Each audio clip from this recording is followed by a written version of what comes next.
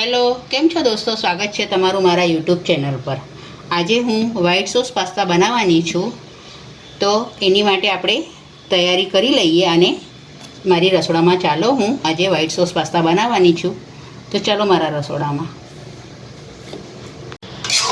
હવે આપણા પાસ્તા તૈયાર થઈ ગયા છે. હવે આપણે સર્વિંગ પ્લેટમાં કાઢી દઈશું.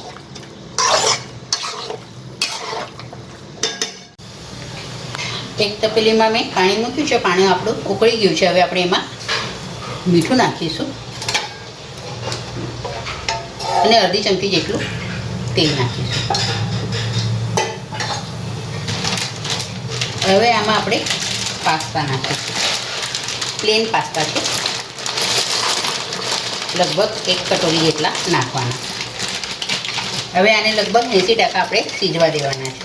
હવે આપણા પાસ્તા બફાઈ ગયા છે. હવે આપણે કાઢી લઈએ. મેં ગેસ બંધ કરી દીધો છે.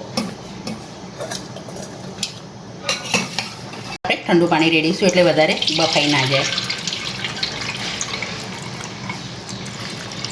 હવે એક ફ્રાય પેનમાં આપણે 1 ચમચી જેટલું બટર નાખીશું અને 1 ચમચી જેટલું ઓઇલ નાખીશું. હવે આમાં ઝીણું ક્રશ કરેલું લસણ નાખીશું.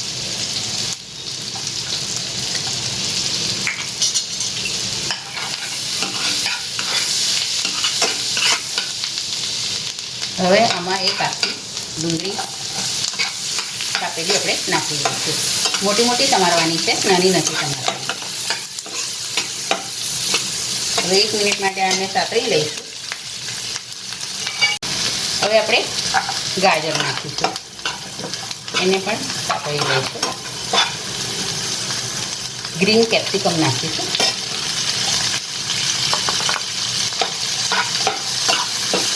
હવે 2 મિનિટ માટે આપણે આને ફાસ્ટ ગેસ પર થવા દઈશું.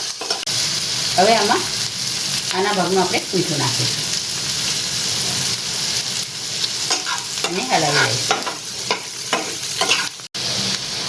હવે આ થઈ ગયું છે. હવે આપણે આને બાજુ પર મૂકી દઈશું. હવે વ્હાઈટ સોસ બનાવવા દઈશું. આપણે કઢાઈ લીધી છે. હવે એમાં આપણે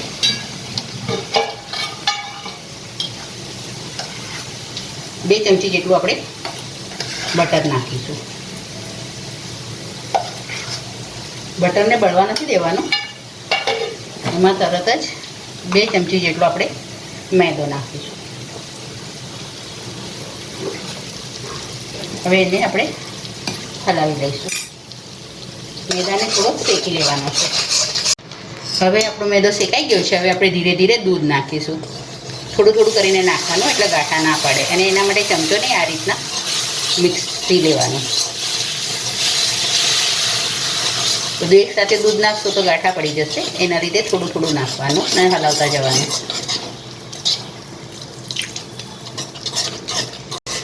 એક ધારું હલાવ્યા કરવાનું અને ગેસ એકદમ ધીમો રાખવાનો છે, કેમ કે આમાં ગાંઠા ના પડે. એના માટે એક સરખું હલાવવાનું છે.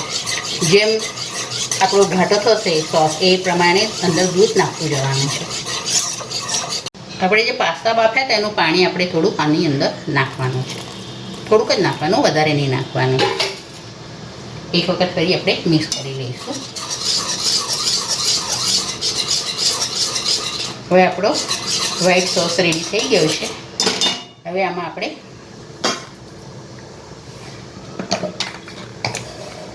મિક્સ હર્બ નાખીશું, ઇટાલિયન.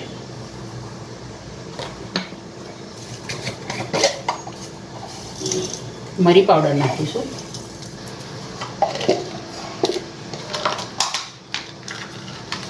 અને એક આનો અનોખો સ્વાદ માટે જાયફળ થોડુંક જ નાખીશું. હવે મિક્સ કરી દઈશું આપણે.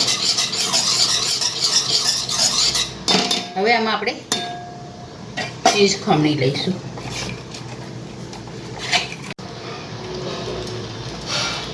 લગભગ 3 ક્યુબ જેટલું આપણે ચીઝ આમાં ખમણી લેવાનું છે.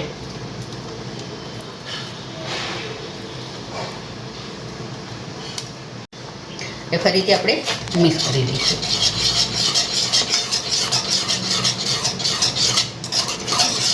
આમાં આપણે સ્વાદ પ્રમાણે મીઠું નાખીશું અને હલાવી લઈશું. હવે આપણો સોસ તૈયાર થઈ ગયો છે. હવે આમાં આપણે જે ફ્રાય કરીને મૂકી હતી ભાજી એ અંદર નાખીશું વેજીટેબલ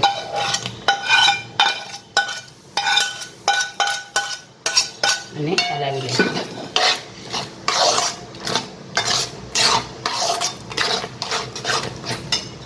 આપણે જે પાસ્તા બાફ્યા હતા એ હવે આમાં નાખીશું.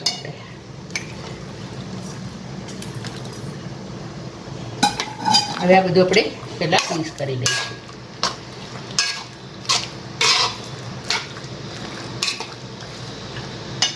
હવે ઉપરથી આપણે ક્રીમ નાખીશું ક્રીમી સ્ટ્રક્ચર લાવવા માટે.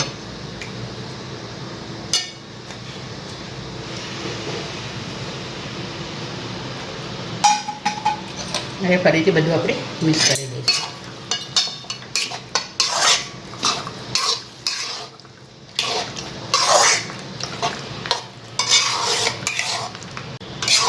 હવે આપણા પાસ્તા તૈયાર થઈ ગયા છે. હવે આપણે સર્વિંગ પ્લેટમાં કાઢી દઈશું.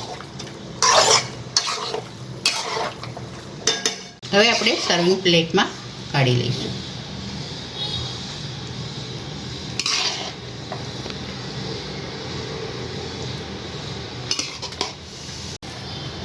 હવે આપણા વ્હાઈટ સોસ પાસ્તા તૈયાર થઈ ગયા છે. હવે આપણે ઉપરથી ઇટાલિયન મિક્સ હબ સ્પ્રિંકલ કરીશું.